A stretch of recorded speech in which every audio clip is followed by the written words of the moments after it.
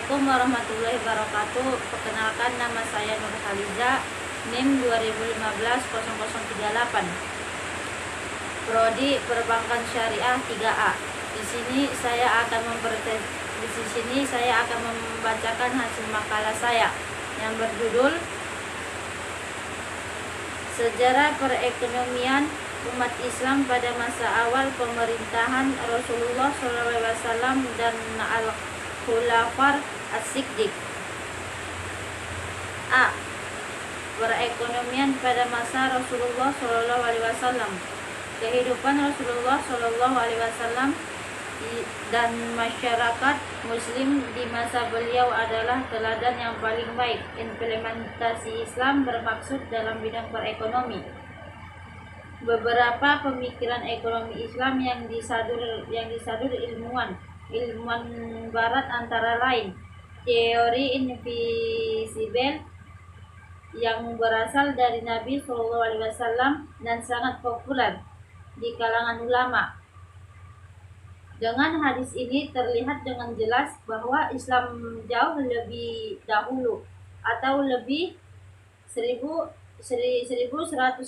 tahun mengajarkan konsep invisible atau mekanisme pasar daripada dalam sistem.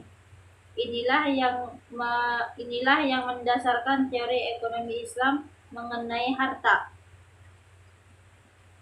Kebijakan fiskal Rasulullah SAW. Kebijakan fiskal Rasulullah, kebijakan yang mempengaruhi anggaran pendapatan dan belanja negara atau APBN. Kebijakan fiskal dalam diartikan sebagai larangan pemikiran pemerintah untuk membuat perubahan dalam sistem pajak atau dalam pembelajaran atau dalam konsep makro disebut dan government expenditure. Kebijakan fiskal dan keuangan menjadi perhatian sesuai dalam perekonomian Islam sejak awal dalam negara Islam. Kebijakan fiskal merupakan salah satu perangkat untuk mencapai tujuan syariah yang dijelaskan Imam Al-Ghazali, termaksud meningkatkan kesejahteraan dengan tetap menjaga keimanan, kehidupan intelektualis, kekayaan dan kepemimpinan. Sistem perekonomian pada masa Khulafar As-Siddiq. Abu Bakar As-Siddiq setelah wafatnya Rasulullah SAW. Abu Bakar As-Siddiq yang memiliki nama lengkap Abu bin Abu Khalifah Al-Tamimi, terpimpin sebagai khalifah Islam yang pertama. Abu Bakar As-Siddiq merupakan pimpinan agama sekaligus kepada negara kaum muslimin. 2. Umar bin Khattab. Umar bin Khattab lahir di Mekah tahun 40 sebelum Hijriah. Sistemnya berkaitan dengan garis keturunan Rasulullah SAW pada generasi ke-8. Ia salah satu dari 17 orang Mekah yang terpelajar ketika kenabian dianugerahkan kepada Muhammad Al-Amin. Umar masuk Islam di usia ke-27 tahun. Masa kepemimpinan Umar bin Khattab berlangsung selama 10 tahun. Selama masa itu Umar bin Khattab melakukan ekspansi hingga wilayah Islam meliputi Jazirah Arab sebagian wilayah kekuasaan Romawi. 3. Utsman bin Affan. Utsman bin Affan lahir di Mekah. Ustam bin Affan termaksud dalam keluarga besar Umayyah dari suku Quraisy dan silsilah pertaliannya dengan Rasulullah SAW ialah pada generasi ke-5. Dalam menentukan calon penggantinya, Umar bin Khattab memberikan sebuah tim yang terdiri dari 4 orang sahabat, yaitu Utsman bin Affan, Ali bin Abi Thalib,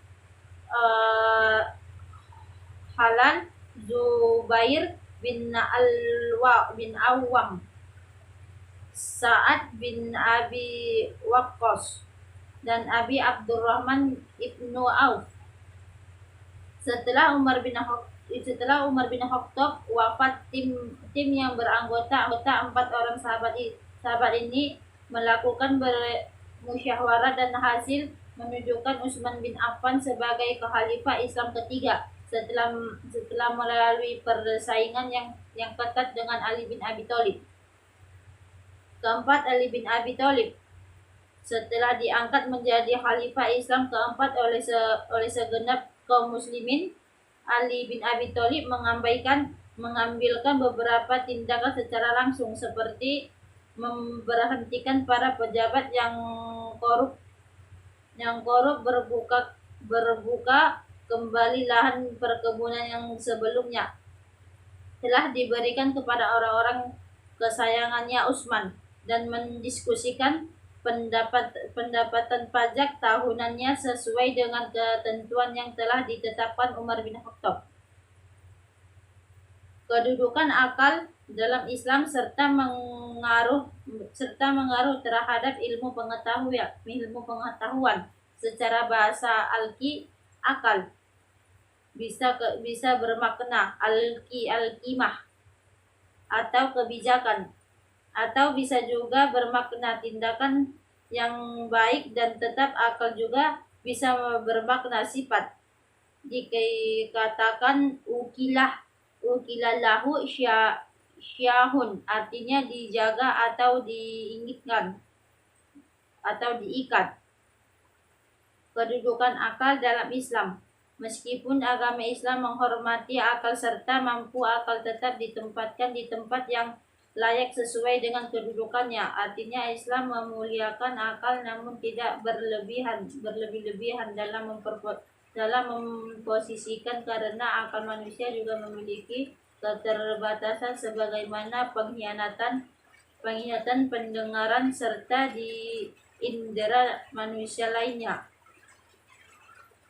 Maka dapat ditarik kesimpulan bahwa awal mempunyai peran dalam ilmu pengetahuan, karena tanpa akal manusia tidak akan memiliki pengetahuan, walaupun dalam Islam akal tersebut mempunyai batasan. Sejarah pemikiran ekonomi Islam fase pertama, kedua, ketiga, dan keempat. Yang pertama, fase pertama. Pertengahan 1930-an banyak muncul analisis masalah ekonomian sosial dari perspektif Islam sebagai wujud kepedulian terhadap dunia Islam yang secara umum dikuasai oleh negara-negara barat. Yang kedua, fase kedua. Pada tahun 1970-an banyak ekonomi muslim yang berjuang keras mengembangkan aspek tertentu dari ilmu ekonomi Islam. Yang ketiga, fase ketiga, perkembangan ekonomi Islam selama 1,5 dekade terakhir menandai fase ketiga, di mana banyak berisi upaya-upaya praktikal operasional bagi realisis perbankan tanpa bunga. 4. Fase keempat. Pada saat ini perkumpulan ekonomi Islam dalam menuju kepada sebuah perbahasan lebih integral dan komprehensif terhadap teori yang praktik ekonomi Islam. Kesimpulan, Nabi SAW menjabat sebagai kepala negara Madinah, kemudian merubah sistem ekonomi dan keuangan negara sesuai dengan ketentuan Al-Quran. SAW membentuk lembaga Baitul al-mal, yaitu sesuatu hasil membentuk lembaga Baitul Al-Mal, yaitu semua hasil penghimpunan kekayaan negara dikumpulkan terlebih dahulu dan kemudian dikeluarkan sesuai dengan kebutuhan negara. Pemasukan negara berasal dari keharas zakat khusus, zikyah, dan pemerintahan lainnya seperti afarah dan harta waris orang tidak memiliki ahli waris. Sekian dari hasil makalah saya.